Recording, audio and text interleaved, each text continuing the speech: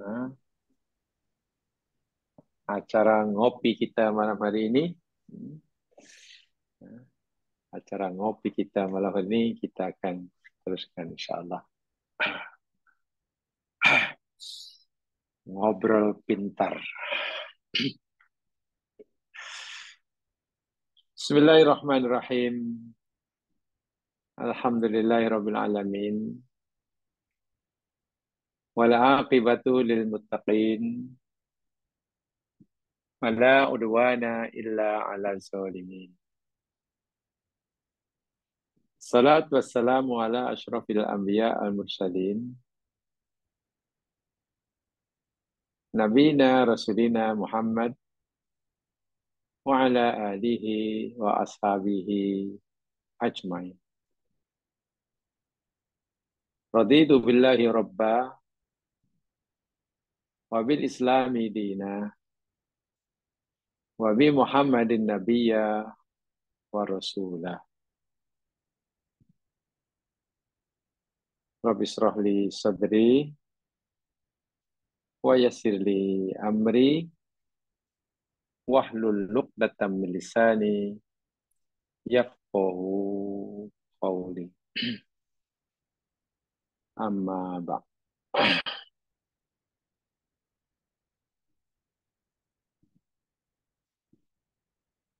Jamaah yang dirahmati Allah sekalian, insyaallah kita akan teruskan siri kajian kita menyambung apa yang telah kita pelajari pada siri-siri yang lepas. Saya ingin menambahkan penjelasan yang kita telah berikan berkaitan dengan golongan pertama yang diberi jaminan oleh Nabi dengan rumah yang ada di surga. Itu kan golongan pertama.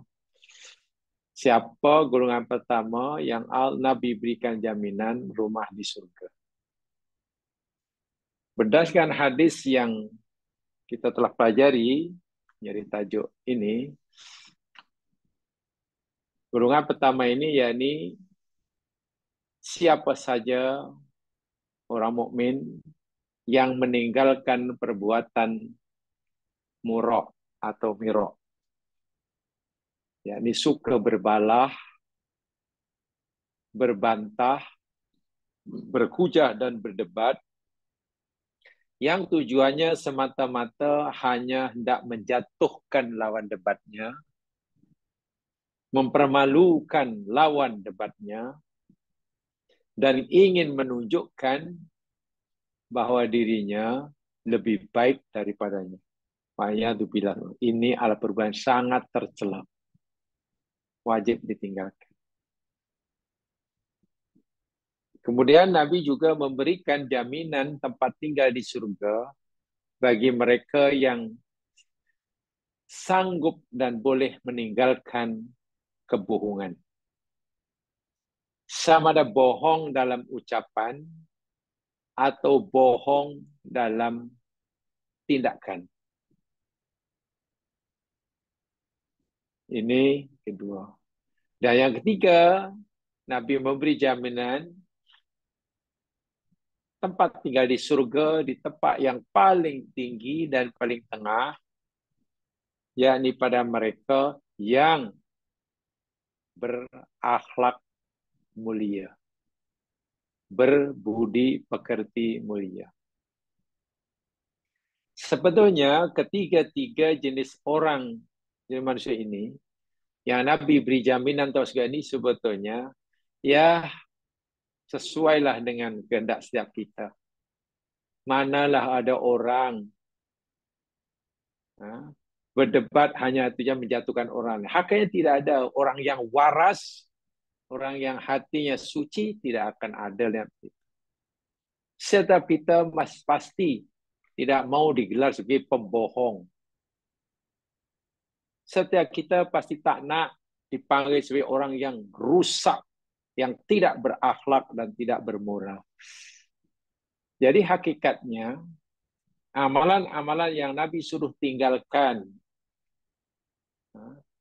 untuk kita, atau amalan yang Nabi suruh kita lakukan untuk kita mendapatkan jaminan rumah di surga itu, amalan-amalan yang sebetulnya sangat-sangat wajar sesuai dengan fitrah kita.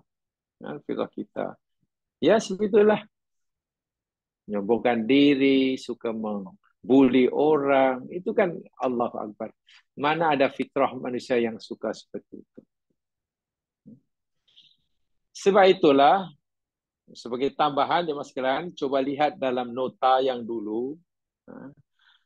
Nota yang dahulu, di atas tu saya ada dakwat merah, Qala Umar ibnul Khattab. Ada di atasnya. Sebelum nota tentang tempat-tempat di surga, di atasnya tu ada Qala Umar ibnul Khattab radhiyallahu an. Belum sempat saya bacakan, jadi saya bacakan ini. Qala Umar ibnul Khattab radhiyallahu anhu, telah berkata Umar bin Khattab radhiyallahu an. Apa kata Umar? La tata'allamil ilma li thalathin. Jangan kamu menuntut ilmu, jangan kamu belajar mencari ilmu li thalathin, kerana 3 perkara. Jangan cari ilmu, jangan belajar kerana 3 tujuan ini. Rugi. Wala tatrukhu li thalathin. Dan jangan kamu meninggalkan belajar, jangan kamu tak nak belajar kerana 3 perkara. Jadi Umar berkata, "Hei kamu, jangan cari ilmu kalau tujuan kamu untuk 3 perkara ini. Hei kamu, kenapa kamu tak mau cari ilmu? Kalau kamu tak nak belajar kerana 3 perkara, ini pun jangan lakukan." Apa dia? La tata'allamhu. Jangan kamu belajar. Jangan kamu cari ilmu. Litumari bihi. Ini pertama. Dengan tujuan kamu ingin murah. Murah itu yakni kamu ingin dipandang orang bahwa kamu orang yang pandai. Murah itu dengan ilmu yang kamu miliki, kamu ingin memperbodohkan orang lain, mengejek orang lain. Dalam hadis sebelumnya tu, kalau jangan melihat di atasnya tu, ada yang kita baca tiap hari, hadis sahih yang di Nasional Albani. Siapa yang cari ilmu karena tujuannya hendak menyaingi orang lain. Tak apa, saya akan belajar supaya akan lebih pandai pada dia. Baru dia tahu nanti siapa yang lebih pandai. Umar kata jangan. Sia-sia. Umar Biswa ingin memperbodohkan umat. Menguasai orang karena ilmunya. Atau yang ketiga, ingin mencari populariti.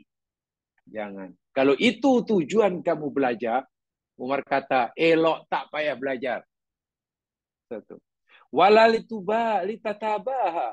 Wala litatabahi.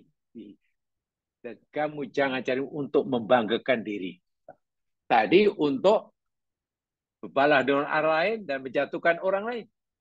Apa kamu ini? Kau ingat apa dia? Kamu tak tahu siapa? Saya PhD. Awak PMR aja. Wah, udahlah mula tu. Wah, ya tu bila. Saya lama di luar negeri. 16 tahun saya di Makkah Al-Mukarramah. Awak baru tamatan pondok. Udahlah, kalau sudah mulai cakap macam tu, sia-sia ilmunya. Wa'iyadu billah. Wala liturai bihi. Dan jangan kamu cari ilmu dengan tujuan untuk riya. Tiga ini. Kalau kamu nak belajar cari ilmu tujuannya hendak murai, untuk murok, untuk bermegah-megah, untuk riak, jangan. Kemudian, wala tatrukhu. Dan jangan kamu tidak belajar. Jangan kamu tinggalkan ilmu kerana tiga perkara. Ditanya, kenapa awak tak belajar? Satu, hayaan min talabihi. Karena malu nak belajar. Ini jangan. Jangan sekali-kali tidak mau belajar karena malu nak belajar. Malu sungguhlah aku nak belajar. Takkanlah umur semua macam ni. Terpaksa nak belajar pada ahli bata. Memanglah saya tak tahu ahli bata. Tapi apa kata orang, terpaksalah belajar dengan budak-budak. Kan? Malu punya pasal, akhirnya dia malas nak belajar. Sehingga orang ini lebih rela jahil karena malu nak belajar. Waliyadzubillah. Ini tanda-tanda orang yang merugi selama-lamanya. Apapun alasan. Mungkin malu karena merasa dirinya sudah berumur daripada yang mengajar. Mungkin malu karena merasa dirinya lebih terkenal daripada yang nak mengajar. Malu lebih. Dan sebagainya. Dalam bahasa saya, yang pertama ini maknanya, dia tak nak belajar karena jaim. Karena terlalu jaim. Jaim ni bukan Jabatan Agama Islam Melaka. Jaim mana jaga image. Jaga image. Ya apalah nanti kata kawan-kawan. Kalau tahu saya ini ikutlah join kelas yang Allah apa terpaksa tunggu. Saya sebagai orang yang terkenal tiba-tiba. Allah Akbar. Umar yang kata jangan. Malu belajar, jangan kamu jadikan alasan untuk tidak belajar. Maksudnya ilmu agama ni ya, maksudnya. Yang kedua, wala zahadatan fi. Dan jangan kamu tinggalkan belajar karena zahadah. Zahadah itu sebenarnya asalnya bagus, zuhud. Tapi di sini maksudnya merasa tidak perlu belajar lagi. Ya, saya fikir tidak perlulah belajar. Bukan apa saya belajar. Saya rasa okey, saya masyarakat dah okey. Jadi saya tak tidak mau belajar karena merasa sudah cukup apa yang dimiliki. Wahal dia belum memiliki sesuatu yang ia amat sangat perlukan. Yalah, yang akan belajar apa? Saya makan dah cukup, tempat dah ada. Hidup saya senang, mau jalan pun ada, mau belajar apa lagi? Lagi pula yang saya nak belajar ini tak ada kena-mengena dengan untuk menambahkan rezeki, umpamanya. Ya, kalau saya tahu pun katalah tafsir Al-Quran. Kalau saya tahulah hadis Nabi. Kalau saya tahulah seluk-beluk agama Islam. Ya, jawatan saya tidak akan bertambah. Rezeki saya pun mungkin tidak akan bertambah. Tak tahu ilmu-ilmu agama pun rezeki saya tak akan berkurang. Akhirnya dia merasa tidak perlu belajar. Wa'iyadzubillah. Jangan. Dan yang ketiga teruk sekali ni. Wala ridon bil jahli minhu. Janganlah kamu malas belajar, tak mau belajar, kerana apa? Ridho dengan kejahilan. Ridho dengan jahil. Tak apalah, saya ridho lah. Allah dah tadikan saya jahil, tak apalah, ridho. Sabar je lah. Kan Allah suka orang yang sabar katanya. Allah suka orang yang sabar. Saya walaupun jahil, saya sabar. Saya tak mengeluh. Saya redha kerana Allah kedai kita jahil. Dan redha itu kekasih Allah. Wah, itu teruk itu. Ini pesanan Umar. Yang tadi yang kaitan dengan apa yang kita pelajari, jangan cari ilmu kalau tujuan kamu hanya untuk murah, untuk tabahi, untuk riak. Itu yang ada kaitan dengan tajuk kita ini. Tajuk kita ini. Nih, Mas sekalian. Baik, kemudian yang selepasnya, saya bacakan, tengok. Afadatin nususus syar'iyyah minal kitabi was sunnah. Nas syarak. Sama ada Al-Quran atau hadis Nabi telah memberikan kita. Memberitahu kita. Sama ada nas syarak itu daripada kitab ini Al-Quran atau sunnah Nabi. Apa isinya? Apa yang diberitahukan oleh sunnah, oleh kitab? Anna ahlal jannati lahum fiha ma yasha'un mimma yastahun. Anna bahwasanya ahlal jannati ahli surga itu lahum bagi mereka fiha dalam surga ma yasha'un apa yang mereka maukan, kehendaki, mimma yastahun dari apa yang mereka inginkan. Apa saja yang ahli surga inginkan, apa yang ahli surga kehendaki, mereka akan mendapatkan semuanya. Itu surga. Yang Allah janjikan, yang Nabi beri jaminan itu. La yatlubuna syai'an illa wajaduhu. Ahli surga tidak mencari sesuatu yang ia inginkan, melainkan pasti akan mendapatkannya. Allahu Akbar. Setiap apa yang ahli surga nak, pasti dapat. Tanpa susah payah. Di dunia ini, tidak semua yang kita maukan, kita dapat. Kalau kita dapat apa kita maukan pun, kita perlu bersusah payah. Itu dunia. Itu dunia. Juga tak begitu. Wala yuriduna hajatan illa naluhu.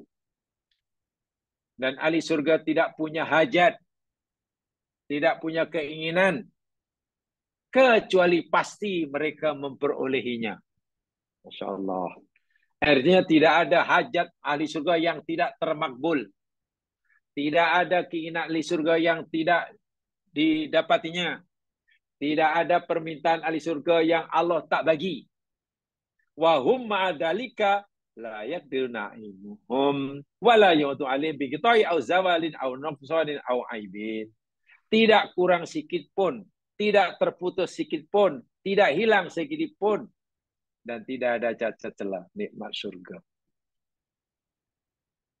Ini tempat yang Nabi berikan sebagai jaminan bagi mereka yang mampu melakukan apa yang Nabi sebutkan tersebut. Wa qad jaa fi sunnati sahihah, dan sungguh telah datang dalam sunnah yang sahih, hadis sahih. Bayanu sa'ati mali adna ahli jannati manzilatan. Keterangan tentang lapangnya, luasnya tempat bagi ahli surga yang paling rendah kelasnya. Ini saya terjemahkan bebas nih. Dalam hadis, Nabi menjelaskan betapa luasnya kawasan yang Allah berikan kepada ahli surga yang paling rendah kelasnya. Tak tahulah kalau kapal terbang kelas ekonomi ke atau kelas terbang murah ke, tak tahulah. Tempat ahli surga yang paling rendah darjahnya, Nabi memberitahu berapa keluasan kawasannya. Wa huwa asyratu adha'afid dunya. Allahu Akbar. Kawasan terendah, kawasan bagi ahli surga yang paling rendah makomnya, yakni 10 kali ganda dunia.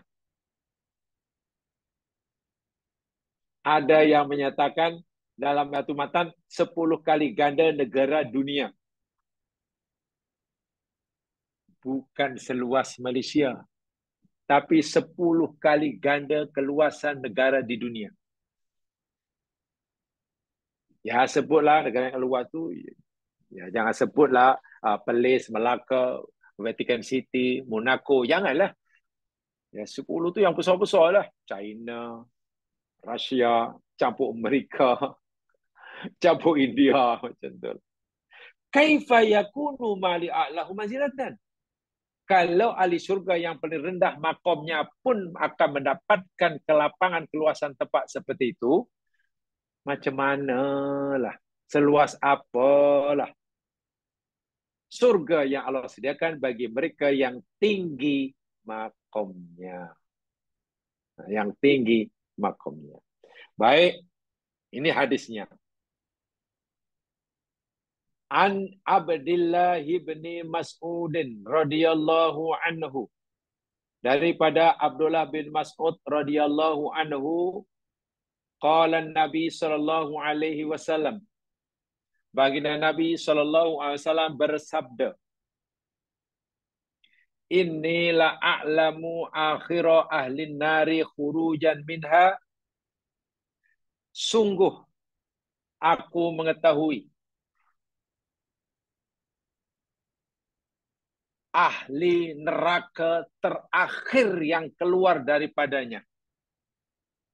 Wa akhiru ahli jannati duhulan, dan ahli surga terakhir yang akan memasukinya.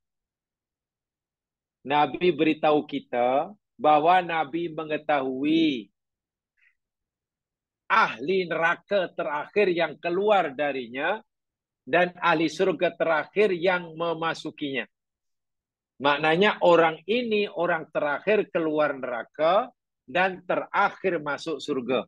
Lepas itu neraka ditutup rapat-rapat karena tidak ada lagi yang akan keluar. Semuanya kekal.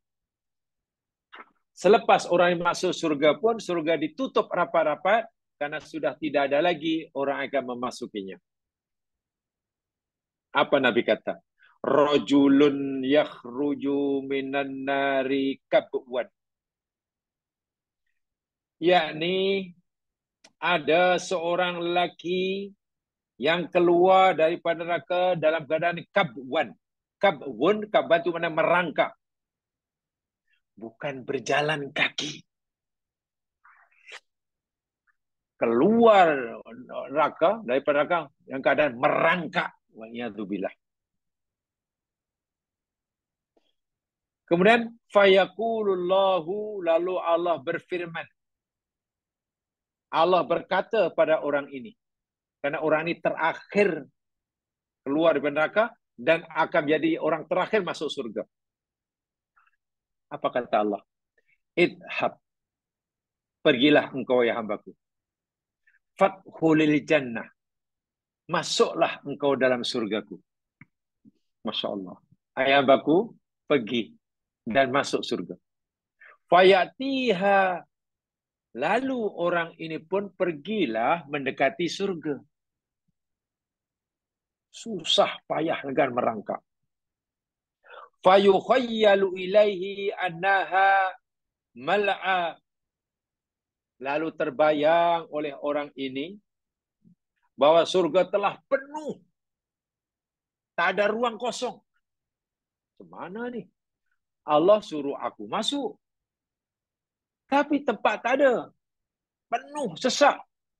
Dibayangkan oleh orang ini seperti itu. Fayarji'u, lalu lelaki ini patah balik. Undurlah. Kalau Allah suruh masuk dan aku terus masuk ke depannya, tinggal mana? Surga dah penuh, patah balik lah. Masya Allah. Berundur.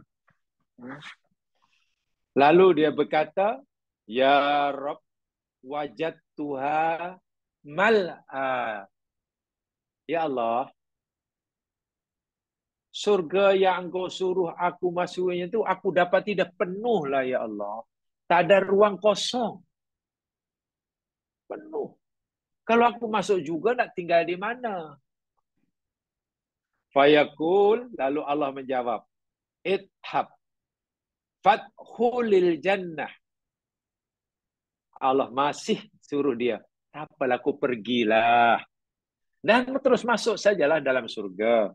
Fayatiha fayukhayyalu ilai anna mala. Lalu orang ini pergi dan masuk, tapi masih terbayang surga penuh. Macam kali pertama itu. Dan ia pun balik dan berkata kepada Allah, Ya Rabb, wajadtuha mal'ah. Ya Allah, macam manalah. Kau 2 kali suruh aku masuk, tapi 2 kali juga aku dapat di surga penuh. Tak ada ruang kosong. Kali ketiga Allah berfirman, idhab, kau pergi. Fadkhulil jannah. Masuklah dalam surga. Fa inna laka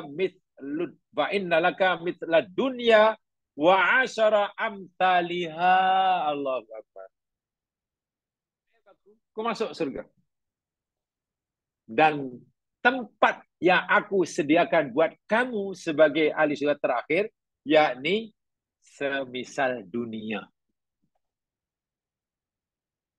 Semisal dunia. Dan 10 kali ganda yang serupa dengannya. Masya Allah. Itu kawasan surga bagi orang yang terakhir. Allah sediakan tempat selepas dunia dan 10 yang semisal dengannya. Innalaka mithla aswati amsalid dunya. Engkau akan mendapatkan 10 kali ganda atau 10 semisal dunia. Mana sangat luas. Itu yang terakhir. Bagaimana yang pertama masuk? InsyaAllah.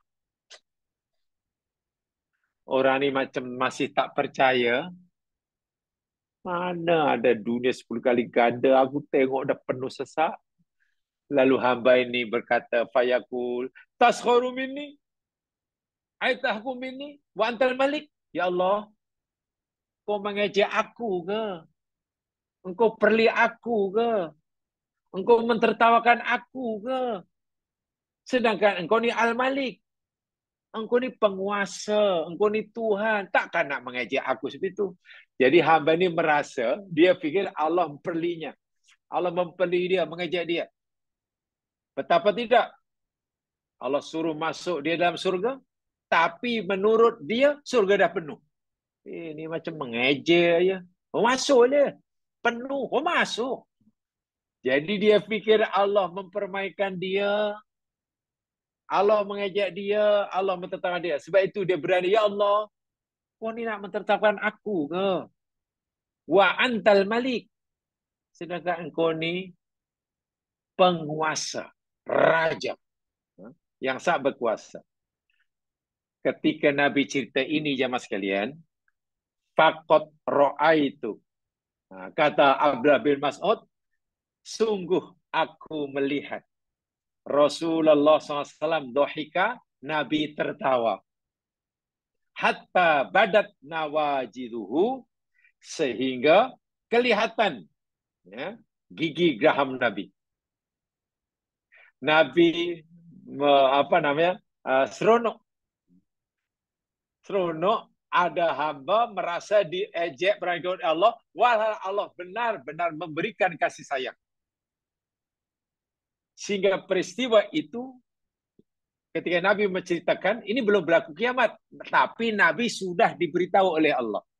Inilah apa yang berlaku di akhirat, sebagainya Allah dah beritahu pada Nabi. Nabi menceritakan ini dalam keadaan tertawa hingga nampak putihnya gigam Nabi. Dzaka adlu. Kemudian Nabi bersabda, itulah adna ahli jannati manzilatan. Itulah kawasan bagi orang yang paling rendah makom dan kedungnya di surga. Di surga.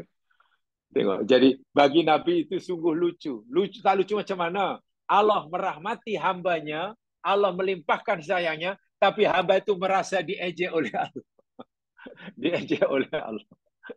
Baginya surga dah penuh, tapi Allah masih suruh dia masuk. Sehingga dia merasa diejek, dipermainkan. Rupanya Allah, kamu pikir penuh, aku beri kamu 10 kali ganda surga. Ini hadis sahih, riwayat Imam Bukhari. Dalam Bukhari nomor hadisnya 6202. Dan juga diriwayatkan oleh Imam Muslim, nomor hadisnya 186. 186. Ini, jemaah sekalian, Jadi bila Nabi mengatakan aku bagi menjamin bagi seorang kamu dapat rumah di surga, Allah. Kalau yang macam itu luasnya surga bagi yang terakhir, macam mana agak-agak orang yang masuk awal, masuk pertengahan. Dan untuk mendapatkan tempat yang maha dahsyat kekal abadi itu, rupa-rupanya amal itu tidaklah terlalu susah. Pertama, Nabi suruh kita tinggalkan sifat apa perbuatan murah. Jangan suka berbalah yang tujuan hanya untuk cari kemenangan. Yang tujuannya hanya untuk mencari apa namanya? Bukan kebenaran. Tujuannya untuk merendahkan orang lain, memperbodoh orang lain, merasa dirinya hebat. Jangan. Jangan lakukan itu kalau tujuan hanya untuk cari populariti. Tengok. Tapi orang suka sangat. Sebab itu hadis-hadis seperti ini memang sudah selayaknya, sepatutnya, sewajibnya diketahui oleh setiap Muslim akhir zaman. Asnya zaman kita. Lebih-lebih lagi mereka yang memang terdedah dalam perdebatan, dalam penyataan dan sebagainya. Sehingga mereka lebih menginginkan, mengharapkan apa yang Nabi janjikan daripada kepuasan sesaat di dunia. Mungkin orang merasa puas, berjaya meremehkan, mengalahkan lawan debatnya dengan hina. Mungkin dia merasa mendapat kepuasan karena masyarakat menumpukan perhatian pada dirinya, mengakui kehebatannya. Tapi itu kan hanya kepuasan sesaat. Bayangkan, ia berjaya mendapat kepuasan sesaat, tetapi ia kehilangan kenikmatan kekal abadi. Itu hadis-hadis seperti ini perlu difahami dengan betul dan dijadikan garis panduan. Minta maaf ya sekalian ya. Dahulu semasa baca hadis seperti ini, hadis kaitan dengan Islam ini, pensarah hadis saya selalu kata begini, coba kamu pikir, hadis-hadis seperti ini adalah benar adanya, dan Nabi bersedia menjadi zaim, penjamin. Maknanya itu pasti. Karena Nabi menjamin. Kalau kamu mampu meninggalkan apa yang Nabi larang itu. Sholat kamu, katanya. Sholat kamu, puasa kamu, zikir kamu, belum tentu kamu dapat jaminan rumah seperti ini. Karena Nabi tak beritahu. Siapa yang sholat ini aku jamin ia akan dapat rumah syurga. Tak ada. Kita berharap. Sekarang kalau sholat kita kata belum pasti. Ia memberi jaminan pada kita tempat spesial di surga. Lalu kenapa kita tidak bersungguh-sungguh mencari tempat spesial di surga yang sudah dijamin oleh Nabi dengan syarat kita buat apa Nabi suruh, tinggal apa yang Nabi tegah. Dalam hadis ini, yang Nabi suruh punya budi pekerti yang mulia, akhlak yang mulia. Yang Nabi larang, jangan bohong. Ima ucapan atau tindakan. Walaupun mungkin dengan bercakap bohong itu, kita mendapat manfaat karena orang percaya yang kita tak bohong. Allahu Akbar. Jangan murah. Dan itu pasti. Orang mendapat jaminan bukan surga, tempat di surga. Allahu Akbar. Sedangkan tadi saya katakan, boleh jadi haji kita, sholat kita, belum tentu mendapat seperti ini. Itu bagi saya, hadis-hadis yang sebenarnya memberikan kita cara yang mudah untuk mendapatkan surga, sepatutnya kita berikan keutamaan. Saya tak kata sholat, puasa itu tak penting. Masya Allah, itu rukun Islam. Tapi kenapa hadis-hadis targhib, hadis yang menggalakkan kita beramal dengan cara mudah, tetapi fadilat dan pahalanya sangat besar di sisi Allah Subhanahu wa taala, kita abaikan. bahkan banyak seringkali dilanggar. Ya contoh hari inilah. Pantang orang, berlomba-lomba orang ingin mencari populariti dalam masyarakat.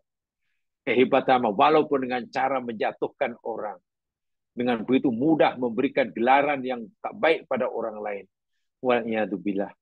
Tumanahudzubillah. Ini sangat-sangat bahaya. Sangat-sangat bahaya. Baik, itu jamaah sekalian. Itu yang pertama. Sekarang siapa golongan kedua yang Nabi beri jaminan dapat rumah di surga? Golongan kedua yang Nabi jaminan dapat rumah, bukan dapat surga, rumah di surga. Mana surga sudah pasti karena rumahnya pun dah disediakan. Golongan kedua, lihat saya terus kepada nota baru yang saya hantar jamaah sekalian. Coba lihat nota baru, nota tambahan itu. Terus saja pada itu yang untuk mudahnya, walaupun yang lama tu juga ada itu. Membina masjid. InsyaAllah. Ini yang kedua. Orang yang akan mendapatkan jaminan rumah di surga, orang yang masa di dunia ini ada amalan. Apa amalan yang disebut secara khas oleh Nabi? Amalan yakni membina masjid. Jemaah sekalian, masjid dalam bahasa agama ini, dalam bahasa agama ya, bukan bahasa budaya ya. Bukan dalam bahasa budaya Melayu, masjid. Tapi kalau dalam bahasa agama, masjid ini apa-apa bangunan ya, yang kita telah wakafkan kepada Allah Subhanahu wa taala untuk beribadah dengannya. Itu masjid. Apa-apa bangunan.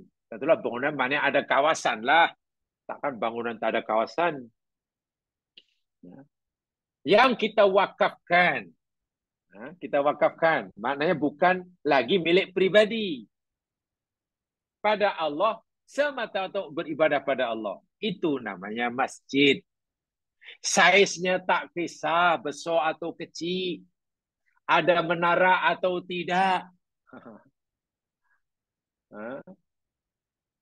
Ada kipas angin atau tak ada masalah. Asal tempat itu telah kita wakafkan, bukan milik pribadi. Sebab kalau secantik manapun bangunan yang menyerupai masjid, dan juga ada menara sekalipun umpamanya, bukan besar masjid yang dibina, menara ada 4 di kawasan rumahnya, karena rumahnya sangat luas, dia duduk di kawasan rumah seluas 10 hektar umpamanya. Tapi masjid itu masih pribadi. Ditanya, kenapa Syekh ini buat masjid? Yalah senang. Biar ada kawan-kawan nanti datang tu senanglah nak ada tempat solat gitu masjid itu. Nah, senanglah nanti ada pendidikan. Tapi itu belum diwakafkan. Ya untuk solat itu kan. Itu belum masjid namanya. Belum masjid. Tapi sekecil apapun bangunan itu, seluas manapun kawasan itu, diwakafkan kepada Allah, bukan lagi milik pribadi, untuk beribadah, itu namanya masjid. Itu bahasa agama. Sebab dalam agama Islam tidak mengenal istilah surau. Dalam Islam tak kenal istilah surau. Kita di bahasa Melayu ini ada masjid, ada surau. Lalu ditarifkan, masjid yakni tempat yang didirikan solat Jumaat. Kalau surau itu tempat yang tidak didirikan solat Jumaat. Walaupun mungkin saiznya lebih besar dari masjid. Masjid kecil saja. Tapi karena diberikan solat Jumaat, maklum di kampung, ya namanya masjid. Bangunan ini besar, bukan main. Bukan main. 1000 orang muat. Tapi karena tidak atau belum dapat izin memberikan solat Jumaat, tak bolehlah bagi masjid. namanya surau. Itu bahasa kita. Bahasa kita. Tapi bila dah dapat surat kebenaran dirikan Jumat, baru jadi masjid. Nah, tapi karena surat izin dengan Jumat itu sementara, jadi masjid sementara lah. 4 bulan berikutnya, tarik balik izin itu daripada pihak yang berkuasa.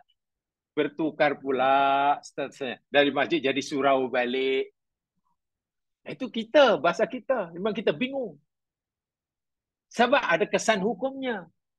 Ada yang kata, semasa ia berstatus masjid, karena dapat surat daripada jabatan untuk solat Jumaat, anda masuk bolehlah solat tahiyatul masjid. Karena masjid. Sah iktikaf. Karena masjid. Tapi karena surat kebenaran untuk dikan solat Jumaat itu sudah ditarik balik, maka bangunan luas ini bukan lagi masjid, namanya surau. Jadi kalau datang ke surau, tak payah ada tahiyatul masjid. Karena dia bukan masjid. Tak ada etika. Tengok. Bahasa agama tidak begitu. Sekecil apapun bangunan itu, nanti saya tunjukkan hadisnya ini. Bila sudah diwakafkan kepada Allah, dengan niat untuk niat ibadah kepada Allah, namanya masjid. Kadang-kadang saya tidak mampu membayangkan ya sekalian ya. Ketika Nabi hijrah ke Madinah, sebelum sampai bandar Madinah, Yasrib, Nabi singgah dahulu di satu tempat namanya Kuba. Kuba itu bukan Madinah pada zaman dahulu. Ya, sekarang masuk asal Madinah lah. Ketika Nabi singgah di Kuba dalam perjalanan ke Yasrib itu, Nabi sempat buat masjid.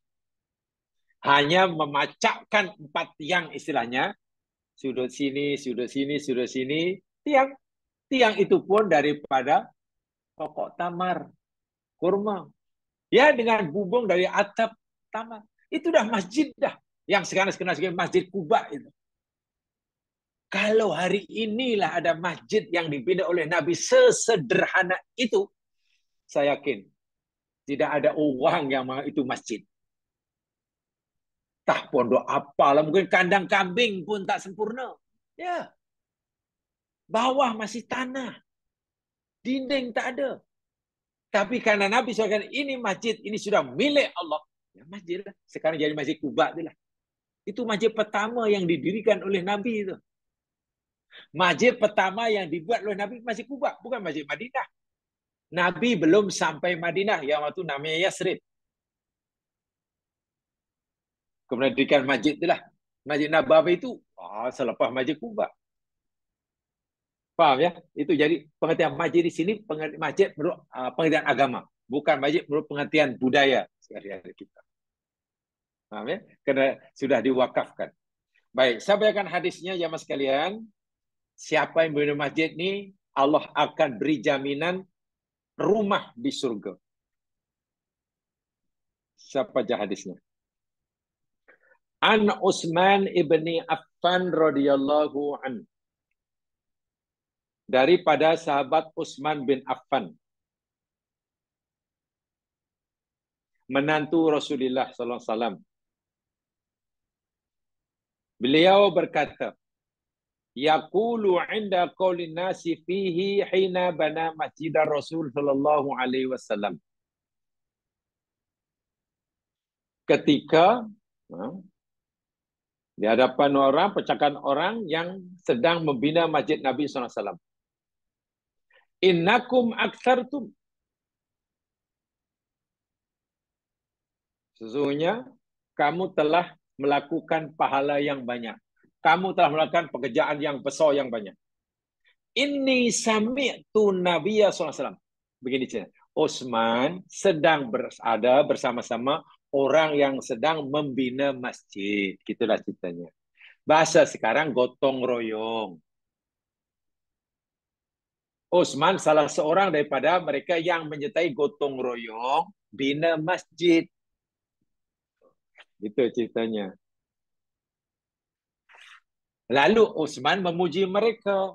Innakum akhtatu, ay kawan-kawan yang mau gotong royong hari ini buat masjid. Kamu telah melakukan amalan yang sangat-sangat banyak lagi besok. Kamu jangan anggap ramalan gotong royong kamu hari ini benda yang remeh. Walaupun mungkin hanya peganglah pelepah tamar di atas, walaupun hanya pegadu, walaupun ingat ya, buat masjid pada zaman Nabi ini tidak seperti sekarang ini. Sekarang Masya Allah, grand. Ada keren besar, keren kecil, centolak, cengangkut, ceng apa lagi? Cengtolak, cengangkut, ceng ceng apa lagi? Cengkorek. Ha, cengkorek jentera untuk korek, centolak jentera untuk tolak. Macam-macam jin. Ha. Baju simen pun tak pakai wak ni. Sekarang pada zaman Nabi mana ada? Allahu Akbar. Dan saya pernah dulu bertanya. Ya dalam berkaji ngaji macam ni ada ya ingin bertanya juga lah. Ustaz, maknanya gotong royong masa dahulu tu susah lah. Ya susah. Susah, tak ada mesin, tak ada apa, semua manual lah.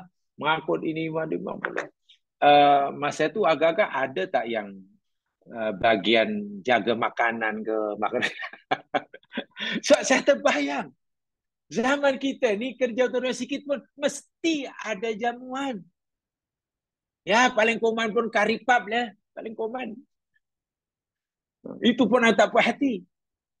Walaupun ada yang tak kerja pun, kalau gotong royong, ada tengok aja. Masa gotong royong tak ikut. Masa makan, gotong royong. Itu saya fikir, itu ada kayak makanan. Ya kita tak tahulah, tapi agak-agak tak ada lah katanya jaga makanan katanya. Sedangkan dalam, lalu beliau bagi contoh, perang Khandaq itu perang gali parit. Bayangkan, gali parit. Allahu Akbar. Di atas bukit, bukan tanah gambut atau apa. Berat, panas. Makanan tak ada. Nabi pernah meletakkan batu diikat di pinggangnya untuk menjaga lapar. Sehingga ada seorang sahabat kasihan tengok Nabi itu lalu ada idea. Balik bagi tahu istrinya. Rasa-rasanya kita hari nak inilah kalau ada makanan masa lebih kita nak panggil Nabi lah dengan bahasa orang sahabat lah. Kasihan. Mereka tak makan. Tengok. Dalam peperangan Gallipari tak ada bagian siapa ya bagian makan dapur. Tak ada. Ini pada zaman Nabi. Jadi Umar ketika Utsman bin Affan ketika tengah-tengah orang gotong royong ini Utsman kata kamu telah melakukan amalan yang sangat besar. Lagi banyak. Karena aku mendengar Nabi SAW bersabda, man bana masjidan. Tengok itu. Siapa saja yang membina masjid. Masjid makna asalnya, makna harfiahnya tempat sujud. Qala Bukair. Qala Bukair. Yang berkata ini namanya Bukair. Yang mendengar ini namanya Bukair. Nama orang. Hasibtu annahu qala. Aku mengira bahwa ia kau kata yabtagi anahu qala yabtagi bi Allah banallahu lahu mithlahu fil jannah. Siapa yang membina masjid semata-mata mencari ridha Allah, Allah akan binakan bangunan yang semisal dengannya di dalam surga. Allahu Akbar walillahil hamd. Minta maaf sekarang. Baik, kejap.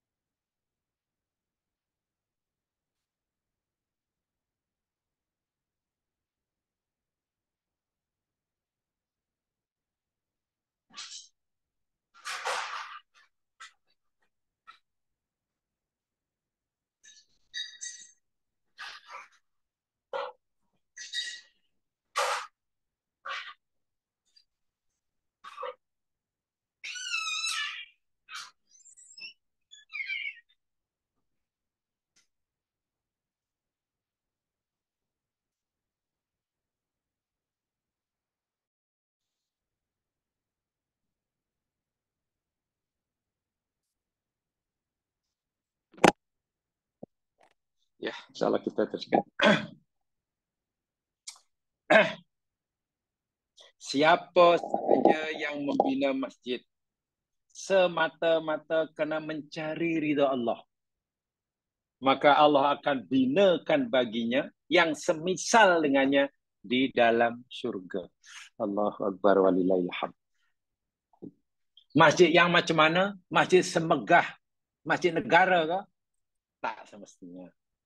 Masjid semegah masjid Shah Alam ke?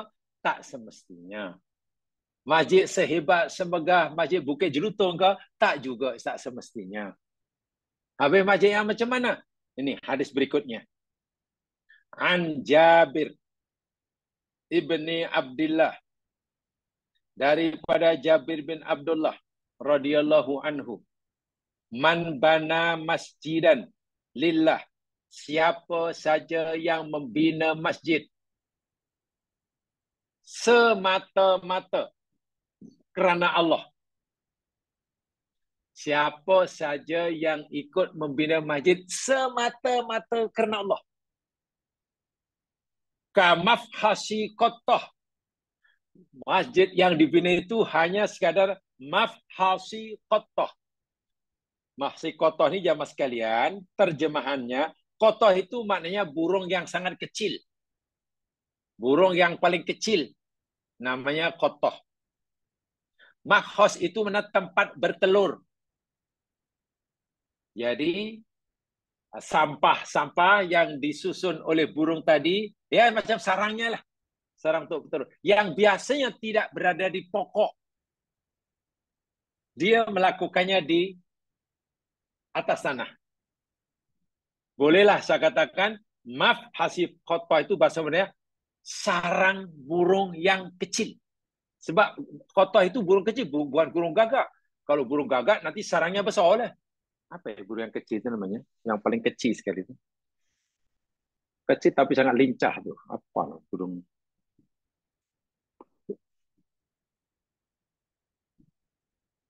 Tapi itulah mana. Tak tahu sebesar mana, bagaimana sarang yang dibuat, walau alam. Sangat kecil. Au aswar, atau lebih kecil daripada sarang burung yang kecil. Masjid yang dibina itu hanya sebesar sarang burung yang kecil atau lebih kecil daripada itu. Banallahu lahu baitan bil jannah. Allah akan membinakan baginya rumah yang ada di surga. Astagfirullahaladzim. Bila Nabi sebut sebesar sarang burung, itu merupakan mubalaghah. Maknanya memang tidak adalah orang buat masjid hanya sebesar sarang burung. Macam mana nak solat? Itu nak menekan kecilnya. Jadi kecilnya. Jadi pahala yang besar yang Allah janjikan, ini dia. Dan saya yakin setiap kita diberi peluang untuk itu. Dan diberi kemampuan untuk itu.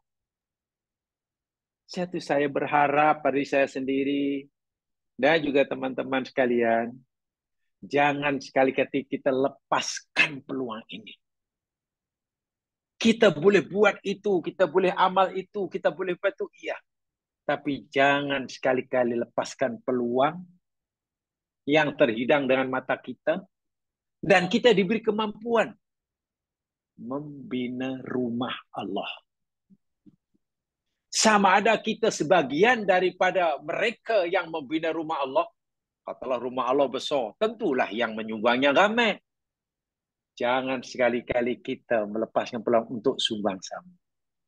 Atau mungkin rumah yang Allah bina itu tidak besar sangat. Tidak macam masjid yang gah. Dan kita mampu membinanya, sudah bina sendiri saja. Karena ganjarannya surga, rumah di surga. Rumah surga. Sebab saya tadi, boleh jadi puasa kita belum mampu mengangkat darjah kita setinggi ini. Karena boleh jadi solat kita belum mampu mengangkat darjah kita ke makom setinggi ini. Kenapa tidak kita melakukannya benda yang terhidang depan mata dan kita mampu? Allahu Akbar, iya ya. Sebenarnya ada peluang kalau saya bina lah. Sebab Nabi tidak menentukan, tidak berapa saiznya. Bahkan Nabi memberitahu kita, walaupun hanya sebesar burung, sarang burung. Masya Allah. Syaratnya ikhlas lillahi ta'ala. Dahlah ganjarannya. Allah Nabi janjikan rumah di surga. Kita meninggal pula, ia menjadi amal jariah kita. Kita sudah tidak punya lagi masa peluang untuk beramal, tapi kita masih terus mendapatkan pahala yang mengalir. Saya tahu jamaah sekalian, di negeri kita Malaysia ini, karena kebetulan dahulu saya pernah terlibat, saya pernah dilibatkan pada awal-awal tahun akhir dan awal tahun 90-an, dan akhir-akhir ini saya pun juga dilibatkan secara tak langsung. Di Malaysia ini banyak peluang untuk kita buat itu. Tapi memang tentulah tidak di Kuala Lumpur. Di Kuala Lumpur mana ada orang-orang Kuala Lumpur Jujang Kaya Raya ini masjid dibuatkan oleh kerajaan. Itu masalahnya. Di tempat-tempat orang kaya, masjidnya kerajaan bagi. Itu masalahnya. Betul, sebagai manusia biasa, bila masjid itu diberi, kita seronok sebagai manusia biasa. Itu sifat manusia. Tak apa, tak susah payah, kita payah apa, kita dah tinggal pakai, seronok. Tapi itu sifat manusia kita. Itu nama haddun nafsi dalam bahasa tasawuf. Yang seronok itu sebenarnya nafsu kita, bukan iman kita. Ya, iman kita sebenarnya pasti merintih, menangis. Napalah peluang untuk aku dapat rumah di surga akhirnya tertutup kerana masjid itu sudah diberikan percuma. Iman pasti menangis. Tapi nafsu kita seronok. Alhamdulillah, bila tinggal pakai senang cantik. Wah, dengan keseruan itu mana kita terlepas peluang dapat rumah surga. Itu saya kata, di tempat depan dan memang peluang itu tidak ada. Tapi Masya Allah, kalau di kampung-kampung, yalah dalam 6-7 tahun yang lalu lah saya terlibat aktif dalam ini karena kawan ajak dan saya pun seronok. Beliau ada kelebihan harta, tapi kurang masa dan tenaga. Saya pula ada masa dan tenaga, jadi dilibatkanlah. Dan memang betul ada. Tidak mungkin mendapatkan, ya mungkin terlepas pandang dan benar. Dia tidak besar, ya mungkin kecil saja karena tidak ramai. Tapi Masya Allah. Ini zaman Nabi. Jangan sekali-kali hadis seperti ini kita abaikan. Kita abaikan. Di sini contohnya tengok ya. Nabi bersabda, Quttah. Quttah itu ta'irun. Itu burung kalhamam, seperti burung merpati, pigeon. Tapi lebih kecil lagi. Atau lebih tahu, burung yang paling kecil. Mafhasun, itu al-maudhi alladhi tuhashisu fi. Tempat yang dibina oleh burung kecil tadi, sarang lah. Tazmaul hashis wa nabat fi, yang terbuat daripada rumput, sampah, apa yang disusun oleh burung tadi lah. Litahayyumihi laha wa tabidu fi, untuk berlindung dan bertelur. Tujuannya. Au asghar min hadzal mawdi', atau lebih kecil daripada itu. Banallahu baitan, Allah akan binakan rumah, au qasran, atau istana, fil jannati, di surga. Mujazatan lahu ala amali, sebagai balasan daripada amalnya. Saya ulangi sekali, memang tidak ada orang buat masjid sebesar sarang burung, tidak ada. Tapi Nabi bersabda ini menunjukkan betapa mulianya amal yang dilakukan oleh kita membuat mendirikan tempat ibadah. Walaupun ibadahnya hanya sebesar sarang burung. Itulah maksudnya. Ya, wa hassal qutat bihada, dan dalam hadis ini disebutkan qutat oleh Nabi, bukan burung. Bihada li annaha la tabitu ala sajarah wala ala ra'sil jabal. Karena burung yang satu ini tidak pernah bertelur di atas pokok, sarangnya tak ada di pokok, sarangnya bukan atas bukit, bal inna ma tas'alu mahzun ala basitil ardi itu nasais toir. Sebenarnya ia selalu buat sarang di permukaan tanah. Tidak seperti mana burung-burung yang lain. Ahlul ilmi, ulama berkata, hadza matkunun lil mubalaghah. Ini adalah disebut oleh Nabi untuk mubalaghah. Mubalaghah itu mana untuk memberi penegasan betapa mustahak, betapa utamanya membina masjid. Ai walau kana maju balighan fis sighar ila hadzal had. Walaupun orang itu buat masjid yang besarnya hanya sebesar sarang burung, itu pun pahalanya sangat besar. Bagaimana pula kalaulah lebih besar daripada itu, Baik, saya bacakan dulu apa yang ada ya. Berikutnya, An Jabir ibni Abdullah, oh tadi sudah ada ya, di atas sudah ada tuh. Man hafaro, tambahnya. Man ja'an Jabir bin Abdullah, daripada Jabir bin Abdullah radhiyallahu anhu. Man hafaro ma'an, siapa yang menggali perigi. Siapa gali perigi supaya air keluar, buat sumur lah. Lam yashrab minhu kabidun hadiyun min jinnin, yang tidak akan meminum daripadanya setiap penghidupan yang punya hati. Wala insanin, dan tidak manusia. Wala toirin, dan tidak seekor burung. Illa ajarahullahu yaumil qiyamah. Melainkan Allah pasti akan beri pahala pada orang itu. Katakanlah, jamaah punya dusun, punya kebun. Di kebun itu nampaknya banyak binatang-binatang, burung ada, gini ada. Jadi nampaknya dari segi makanan, burung-burung tadi tak susah. Tapi mungkin daripada segi minuman, burung itu agak susah. Karena di kebun kita itu tak ada genangan air. Lalu kita niat, apalah, saya galilah lubang. Gali lubang, supaya boleh menjadi takungan air. Niat kita satu saja. Bukan untuk mengairi tanaman di kebun. Ya biarlah, kalau nanti ada burung nak minum senanglah, dah ada taman air. Kalau ada katak nak minum senanglah, kalau ada ulo nak minum senanglah. Itu tujuannya. Tahukah kita jelaskan? Berdasarkan hadis sahih ini, jika tempat lubang air,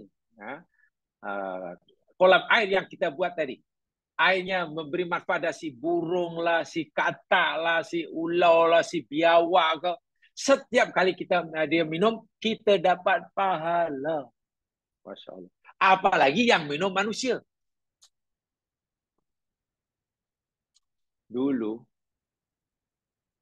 ini kisah benar. Ketika saya masih sekolah rendah, dan saya sekolah rendah di luar kampung. Karena masih di kampung saya belum ada sekolah rendah, yang ada di luar kampung. Ya lebih kurang 1 batu lah. Dari rumah saya ke sekolah itu 1 batu. Jalan kaki. Masa pergi tak masalah karena pagi. Baliknya karena dah zuhur, penat, letih, dahaga, lapar, panas lagi. Jadi dalam perjalanan balik itu, karena panas, akhirnya kita dahaga dan ingin minum. Di tepi jalan itu, ada seorang hamba Allah, saya lupa nama dia. Di pintu gerbang dia itu disediakan satu bekas air dan juga alat untuk minumnya. Bukan cawan, tapi ada memegang. Jadi siapa yang lalu di jalan depan itu, tengah hari orang pergi pasar, beli pasar orang mana, selalunya singgah untuk minum air tadi. Air itu air biasa, air perigi ya. Tapi karena sudah disimpan di tempat kuali daripada tanah liat tu, sejuk, sedap lah. Sedap. Yang saya ingat, orang itu melakukan telah puluhan tahun. Sebelum saya sekolah pun sudah ada, katanya lepas sekolah masih ada. Itulah amal yang dilakukan oleh tuan rumah. Masa itu kita menganggap taklah begitu menghargai sangat. Saya itu hanya segan air, air pun air perigi, air mentah diminum oleh setiap orang yang lalu. Setelah belajar dan menemukan belajar hadis ini, dan Ratu sudah meninggal, saya baru Masya Allah, begitu mulianya lah orang itu. Dia Muslim, dia solat, dia orang yang tidak mewah karena nampaknya tak sempat pergi haji, memang tak wajib haji pun. Tapi boleh tergerak hati menyediakan air minum, walaupun hanya air perigi, air mentah, di tepi jalan, dan siapa yang lalu lalang di jalan tersebut yang kasihan boleh minum. Hadisnya ada rupanya. Orang ini akan mendapatkan pahala pada hari kiamat. Nampaknya remeh. Tapi dia iktiraf oleh agama. Inilah surga. Jalan ke surga ini jamaah sekalian sebenarnya mudah. Banyak dan mudah. Setiap orang mampu melakukannya. Bukan hanya orang tertentu saja yang ada peluang masuk surga. Tidak. Semua orang ada peluang. Ya contoh ini. Siapa yang gali parit, gali air, sekarang gali perigilah. Untuk beri minuman kepada makhluk yang punya hati. Manusia ke jin ke binatang ke burung ke. Pasti Allah beri ganjaran di akhirat. Waman bana masjidan. Dan siapa saja yang membina masjid. Kami fasih kota walaupun hanya sebesar sarang burung. Au ashor atau lebih kecil daripada itu. Banallahu lahu baitan fil jannah. Niscaya Allah akan membina baginya rumah di surga. Allahu Akbar walillahil hamd. Ya. Saya habiskan bacaannya karena ini bahasa Arab jadi mudah. Wa qauluhu dan sabda Nabi kabidun har. Tadi ada kabidun haro. Kabidun haro itu mana air minal har mana panas. Yuridu anali sidati harriha qad atishat wa yabasat mina atos. Maksudnya ada makhluk yang berjalan karena panas cuaca hingga dahaga. Lalu orang ini minum. Bila kita musim panas, dahaga, kita maknanya har. Kita minum karena kita punya hati. Orang yang sedang dahaga minum minuman tadi. Si penyedia minuman itu dapat pahala di akhirat. Allahu Akbar. Dan saya yakin hanya menyediakan air kosong seperti itu, apalagi yang saya nikmati itu masa kecil tadi, pasti ikhlas. Tak, karena macam tak beli apapun. Dan minta maaf ya, ini saya cakap apa adanya ya. Bekasnya itu jamaah sekalian, kuali, bukan kuali apa yang namanya. Ya bekas dia itulah, bekas air itu, tong ya, bukan tong. Yang itu pada nih tanah liat. Dan juga penyeduk dia terbuat daripada tempurung kelapa lalu dibagi pemegang macam tu. Minta maaf kalau minta maaf ya, cakap apa adanya. Dan orang minum dengan itu setiap orang. Tuh sudah berapa ratus ribu orang mulut siapa tahu. Jadi dia Allah Akbar. Ya, minta maaf sampai licin terasa. Licin bukan karena halusnya, licin bukan karena tah mulut siapa pun yang bahkan tepi itu sudah ada lumut. Tapi nikmatnya luar biasa. Minum air itu tengah hari panas, walaupun air mati, air mentah, sejuk pula. Allahu Akbar walillahil hamd. Saya masih ingat sungguh. Masih ingat sampai sekarang terkenang. Apa ke namanya? Sebab kebetulan menantu dia, bukan anak dia, menantu dia itu kawan belajar saya masa sekolah menengah. Menantu dia tapi. Saya lupa nama luar rumahnya itu. Ini dia. Jadi hati orang yang hati orang yang sedang kepanasan, mana haus lah ni. Ai aroda bil kabil kuri hayatan soga, orang hidup. Li'annahu inama takunu kabidu harran idza kana fi hayat. Karena orang itu hatinya hidup bila hatinya panas apabila orang itu hidup. Syarahnya Bina'ul masjidi, membina masjid, li'ibadatillahi, semata-mata kerana hendak beribadah pada Allah, min ajil qurubat, dengan niat untuk mendekatkan diri kepada Allah, wa ta'at, dan mentaati Allah, wa azamiha, dan lebih daripada itu, waqad hasal Islam ala bina'il masjid wa ta'zimi hurmatiha. Islam telah menyuruh kita, menggalakkan kita untuk membina masjid dan memuliakan kehormatannya. Bina'ul masjidi, membina masjid, wa i'maruha, dan memakmurkan masjid,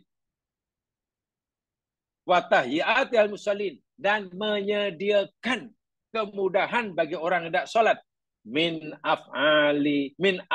afdali a'malil birri wal khair, termasuk amalan kebaikan yang paling mulia, yang paling utama. Allati rataba ali Allah taala thawaban aziman, yang Allah janjikan baginya ganjaran yang sangat besar. Wahia minas sadaqatil jariyah, dan ia termasuk sedekah jariyah, allati yamtaddu thawabuha wa ajruha, yang mana ganjaran dan pahalanya akan berterusan hatta ba'da mautil insan, sehingga selepas kematian seseorang itu. Ya Allah, ya Tuhanku, mudahnya sebetulnya untuk dapatkan pencin pahala ya.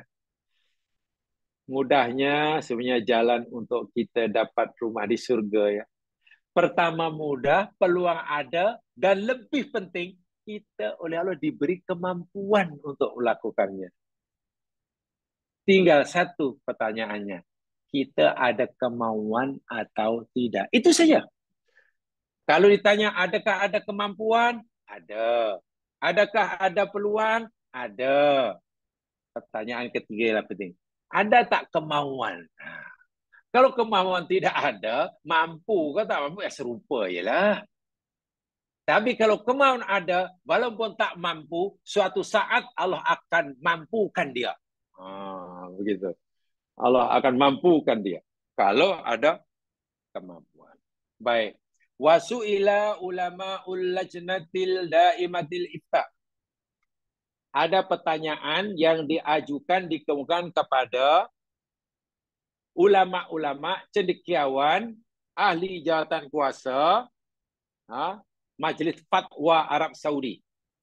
Lajnatud Daimah Lifta itu kerajaan Arab Saudi. Idza tabarra'a sahsun, apabila seseorang itu bersedekah dengan sukarela, bimablaghin minal mali anhu, dengan sejumlah harta, dengan sejumlah amount duit, wang daripadanya, wa an ahlihi, dan juga mungkin bagi ahli keluarganya, fi bina'il masjid, untuk membina masjid, ma'a jama'atin, bersama kelompok jamaah yang lain. Fahal tu'tabaru shadaqatan jariyatan li kulli sasin minhu, adakah ia dikira sebagai sedekah jariah bagi tiap-tiap seorang? Maksud pertanyaan begini, katakanlah saya menyediakan sejumlah uang bagi diri saya dan ahli keluarga saya untuk membina masjid. Memang tak cukup lah, dan masa berikan untuk beri masjid sebesar itu, berjuta-juta tak cukup lah. Saya hanya salah seorang peserta penderma di samping jamaah yang lain. Yang ditanyakan ini, adakah sedekah harta wang yang saya berikan bagi saya keluarga itu dikira amal jariah bagi saya dan juga bagi ahli keluarga saya, sehingga bila saya mati atau salah keluarga saya mati itu tetap mendapat aliran pahala yang berterusan? Itu pertanyaan yang diajukan oleh Majlis Fatwa Arab Saudi. Apa jawaban mereka? Fa'ajabu, jawabannya, badlul mal, ini saya kutip daripada website Majlis Fatwa Arab Saudi ya, bukan dalam kitab. Website Majlis Fatwa Arab Saudi. Badlul mali, membelanjakan harta benda, menyedekahkan harta benda, harta fi bina'il masjid, untuk pembinaan masjid, awil musyarakah fi bina'ihi, atau ia bersekutu pembinanya dengan orang lain. Mungkin saya hartawan, lalu saya belanjakan, nih 10 juta, tolong buat masjid di kampung ini. Siaplah saya seorang. Kalau saya jutawan, 10 juta. Tak ada kongsi. Atau mungkin, tolong ya, ini hanya ada 10.000. Masjid itu perlu 10 juta, maknanya ya untuk tambah sajalah. Saya hanya sebagian daripada mereka. Minas sodaqotil jariyah liman badalaha au nawaha anhu. Jawaban Masih Fadl Rasul, ya betul. Sedekah yang Anda lakukan itu dikira sebagai sedekah jariyah bagi engkau yang membelanjakannya dan juga bagi orang yang kau niatkan karenanya. Karena awak sebagai ketua rumah tangga, di sana ada mungkin istri di bajarannya, mungkin ada anak yang masih menjadi tanggung jawabnya, masuk. Lainlah kalau mungkin anak sudah ini lain. Ini kerajaan Saudi jawabannya begitu. Ya, itu amal jariah bagi Anda dan bagi orang yang dibahjakan dari yang Anda niatkan. Artinya apa? Engkau atau siapa keluarga kau yang kau niatkan itu mati, ia akan terus mendapat pahala yang berpanjangan. Itulah keistimewaan amal jariah khas dalam hal ini membina rumah Allah.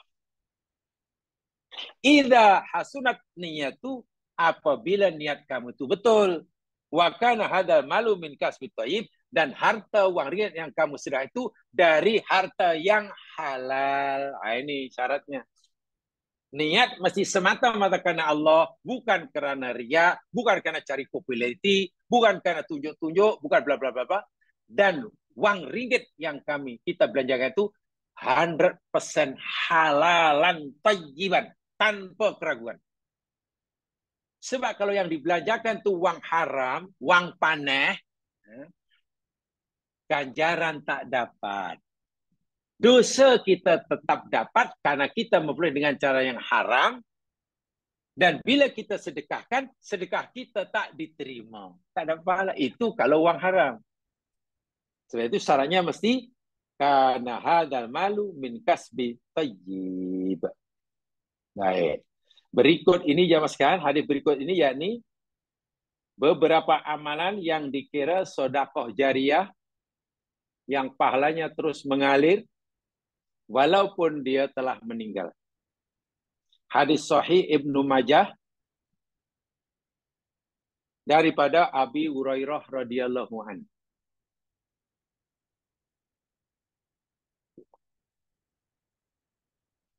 Hadisnya berbunyi,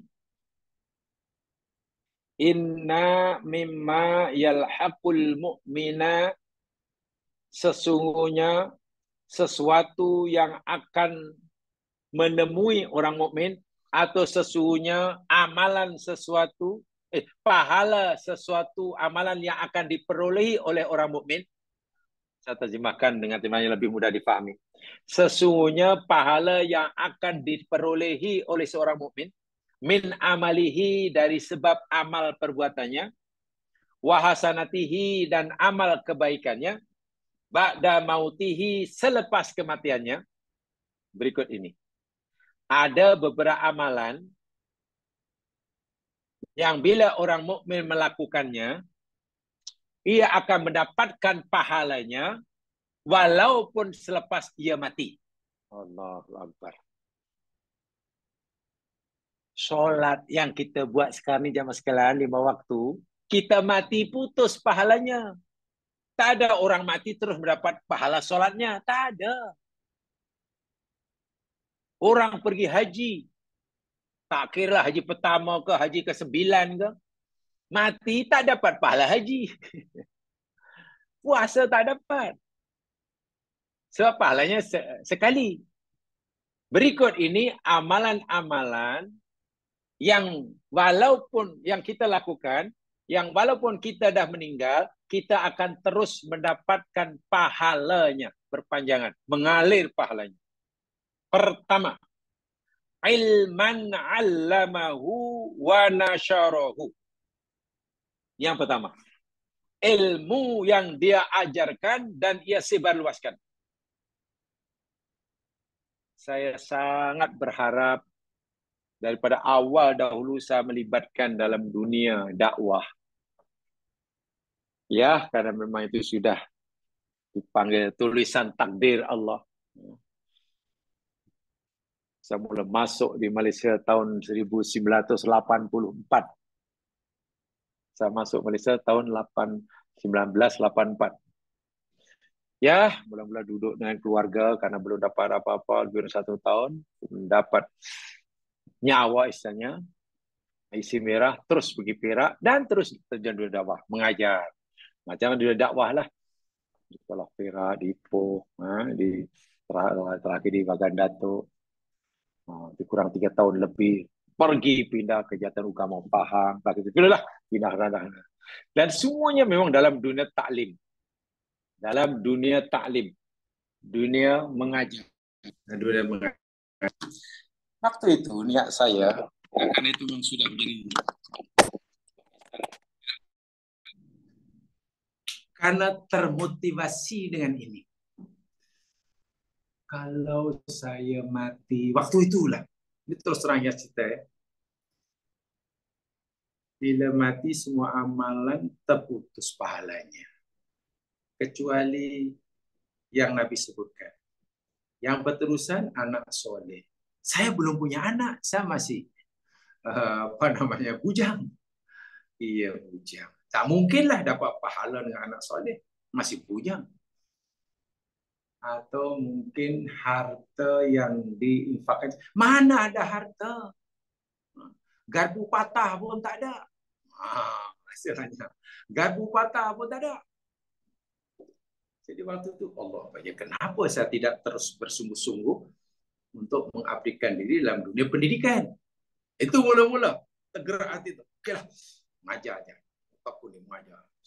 Adapun masa depannya ni biar Allah sendiri menentukannya. Ya, mengajar aja. Karena satu di antaranya motivasi yang sangat kuat untuk saya yakin sepenuhnya dalam dunia pelajaran. Hadis ini Nabi sebut yang pertama, orang mati akan terus berapa pahalanya karena ilmu yang disebarluaskan. Ilmu yang dan alhamdulillah kadang ada sedikit rasa bersyukur, bukan bangga ya, lebih tepatnya at-tahadus bin nikmah. Tahadus bin nikmah itu yakni semacam menceritakan nikmat Allah, bukan untuk takabur tapi untuk tahadus, menzahirkan syukur pada Allah. Masya Allah, sekian tahun umur tu bukan semakin makin tua. Pernah juga dulu sekali adakan reunion di sekolah lama di Perak. Yang mereka datang, Datuk Mukandar mengaku pernah jadi murid saya, walaupun ada yang lupa, saya lupa dulu. Oh, saya tanya gini, ada yang jadi poti, ada yang jabatan apa ngarang, apa zakat, ada yang jadi apa namanya hakim, katanya. Masya Allah, betul dulu kamu murid saya? Iya, kenapa perlu sebelah. Ada yang ada sih rasa, ada yang berikan pondok. Sekarang tinggal di Sepang. Apa namanya? Bukan nama Sepang tuh ada. Dekat Milai itu apa. Dibuat pondok. Rumah lama dia. Apa namanya? Saya ajar 4 tahun katanya. Jadi saya pikir akhirnya Masya Allah. Kalaulah saya tidak mendapat apa-apa kenikmatan duniawi material, ya Allah terimalah amalan kami. Karena rupanya mereka merasa apa namanya mendapat manfaat dari apa yang mereka terima dari saya. Saya jadi ingat hadis ini. Ilmu yang dimanfaatkan. Itu doa saya setiap saat kali baik, ya Allah terimalah usaha kami ini. Sehingga bila engkau cabut nyawa hamba-Mu di bila-bila masa, hendaklah engkau teruskan pahala itu mengalir. Ya. Mungkin kita tidak mendapat yang lain, tak semestinya yang kita harapkan Allah bagi. Tapi bila Allah bagi kita sesuatu yang lebih baik daripada itu, kenapa kita tidak bersyukur? Itu yang jadi betul-betul dari renungan saya. Mungkin dahulu saya punya cita-cita tidak seperti itu. Dan Allah tidak berikan. Tidak semua yang kita berikan. Tapi justru Allah berikan sesuatu yang sangat lebih baik bila kita renungkan. Ya, akhirnya sudah kita jalani saja. Ini yang pertama, Nabi suruh pertama tuh. Ilmu yang diajarkan dan disebarluaskan. Dapat ilmu dari kita. Menyebabkan. Allahu Akbar. Sebab itu saya tak bayangkan. Berapa banyak pahala yang diperoleh oleh Imam Syafi'i yang sekarang sudah meninggal. Ilmunya dimanfaatkan oleh seluruh ramai orang manusia di dunia. Berapa banyak ilmu pahala yang diberikan oleh guru-guru kita. Walaupun sudah meninggal. Subhanallah. Dan saya masih ingat guru, kebanyakan guru-guru saya mengajar kita, saya masih ingat. Si Pladu ngajar ini, saya juga dulu, Masya Allah. Walaupun mungkin pernah dimarahi, sekarang akhirnya kita malah berterima kasih. Karena dapat ilmu. Tanpa mereka kita bukan siapa-siapa. Mungkin guru, kan baru-baru ini menyambut hari guru ya. Mungkin profesion keguruan itu bukan profesion yang paling glamour. Mungkin seorang guru bukan orang paling berjaya, betul. Tapi ingat, setiap orang yang berjaya dalam hidup, sama dengan kejayaan dunia, kejayaan politik, atau kejayaan akhirat, pasti semua itu pernah termakan budi daripada guru. Pasti, saya yakin itu. Tidak ada orang berjaya di dunia hari ini, melainkan pasti mereka makan budi guru. Masya Allah, itu luar biasa itu. Patut Nabi letakkan dalam barisan pertama. Ilmu yang disebarkan. Yang kedua, waladan solihan tarokahu. Jelas itu. Anak soleh yang ditinggalkan. Nah, ini bukannya kerja kuat lah. Anak soleh yang itu kena kerja kuat. Bila buat salah di agama, kita tegur. Bila langgar agama, kita tegur. Itu anak soleh kena pastikan sekuat tenaga. Tak boleh membiarkan. Kita tak boleh membiarkan anak orang bertanggung jawab kita yang melakukan kesalahan dari segi agama, kita biarkan. Tidak boleh. Kita akan disoal nanti. Terang-terang anak itu melakukan kesalahan dari agama, depan mata kita, kita diamkan. Itu terang, jelas-jelas kita akan dipertanggungjawabkan. Dan itu sangat berat. Sangat berat. Sebab itu tak boleh kita diamkan. Yang ketiga, mushafan warathahu. Mushaf Al-Quran yang diwakafkan. Alhamdulillah. Sekarang ramai usaha-usaha untuk mewakafkan Al-Quran di mana-mana. Sila, alhamdulillah. Itu nomor 3. Keempat, masjidan banahu. Masjid yang dibina. Itu pahalanya berterusan. Yang kelima, baitan libnis sabil banahu. Tempat tinggal bagi Ibnu Sabil. Katalah perantau, biasa orang susah. Pada dahulu biasa itu. Orang merantau ini dahulu zaman sekalian, tak ada tempat tinggal. Mana dahulu orang merantau ada musafir-musafir, ada hotel? Mana ada? Chalet tak ada. Saya itu pada zaman itu menyediakan tempat untuk menampung orang-orang musafir, itu pahalanya sangat besar. Sangat besar. Kalau bahasa kali tempat-tempat penampungan bagi orang yang tidak berkemampuan, itu termasuk pahalanya berpanjangan. Yang seterusnya, nahron ajrohu, atau sungai, air sungai yang dialirkan. Tapi untuk memberikan minuman yang berkecukupan. Au sodakotan akhrajaha min malihi, atau sedekah yang ia keluarkan dari hartanya, fi sihatihi, semasa sehatnya, wa hayatihi, dan semasa hidupnya, yalhaquhu min ba'di mautihi. Semua amalan-amalan itu ia akan mendapatkan pahalanya selepas kematiannya. Bermakna ia orang yang akan mendapatkan pahala yang berterusan. Ilmu, anak soleh, mushaf, masjid, rumah wasabilillah, sungai, sodako. Ada 7 yang Nabi sebut dalam ayat ini. Ayat ini cerita, hadis ini cerita tentang pahala yang berterusan walaupun orang itu telah meninggal. Tapi khas untuk yang satu tadi, masjidan, itu bukan sekadar orang itu dapat pahala selepas matinya, bahkan dia dapat jaminan rumah di surga. Itu mana paling tinggi lah tuh. Itu mana paling tinggi pahalanya. Paling tinggi pahalanya. Itu yang sekalian, jadi saya ingatkan sekali untuk diri saya khasnya yang sangat lemah ini. agar hadis-hadis ini benar-benarlah menjadi peringatan yang tegas bagi kita, ibaratnya untuk mengetuk hati sanubari kita. Karena kata guru saya tadi, saya katakan boleh jadi sholat kita belum mampu meletakkan kita di makom setinggi itu. Boleh jadi haji kita yang kita lakukan belum mampu mengangkat derajat kita setinggi itu. Boleh jadi ngaji kita belum mampu mengangkat makom kita separas yang itu. Tapi jika kita punya amalan khas kaitan dengan tajuk kita, membina rumah Allah semata-mata karena Allah dengan harta yang halal, Allah bukan sekadar kita dapat jaminan mendapat pahala yang berterusan selepas kita mati, bahkan kita mendapat jaminan pada Nabi tempat tinggal di surga. Di surga. So hadis-hadis seperti ini sebenarnya hadis yang walaupun tadi targhib mempunyai makna yang sangat dalam, dan jadi motivasi yang sangat kuat untuk kita terus beramal. Dan lebih-lebih lagi, kata tadi, semua kita alhamdulillah oleh Allah diberi kemampuan untuk melakukannya. Diberi peluang untuk melakukannya. Ya, tinggal satu saja kita tanya di kita masing-masing, ada kemauan atau tidak. Itu saja. Itu saja yang besar. Mudah-mudahan Allah sentiasa memberi kita yang diridhoinya, dan jalan diridhoinya, diringankan anggota tubuh kita, dibukakan hati kita untuk melaksanakan pesanan dari Rasulullah SAW yang dengan penuh kasih sayangnya menunjukkan kita jalan yang mudah untuk mendapatkan surga.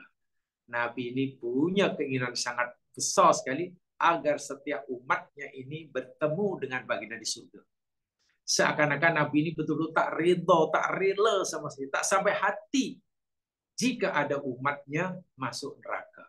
Begitu sekali sayang Nabi. Sebab itu ditunjukkan jalan-jalan yang mudah ini agar menggugah hati kita, membangkitkan keinginan kita. Jadi itu saja untuk sementara penjelasan saya tentang gulungan yang kedua ini, membina masjid. Mudah-mudahan Allah Subhanahu wa taala memberikan kita kemudahan dalam melakukan. Itu saja, kurang lebihnya mohon dimaafkan. Mari kita dengan bacaan tasbih kifarah dan surah wal asr. Subhanakallahumma wa bihamdika asyhadu an la ilaha illa anta astaghfiruka wa atubu ilaik. A'udzu billahi minasyaitonir rajim. Wal asr. Innal insana lafi khusr. Illal ladzina amanu wa 'amilus shalihat. Wa tawasaw bil haqq. Wa tawasaw bis sabr. Assalamualaikum warahmatullahi wabarakatuh. Waalaikumsalam warahmatullahi wabarakatuh.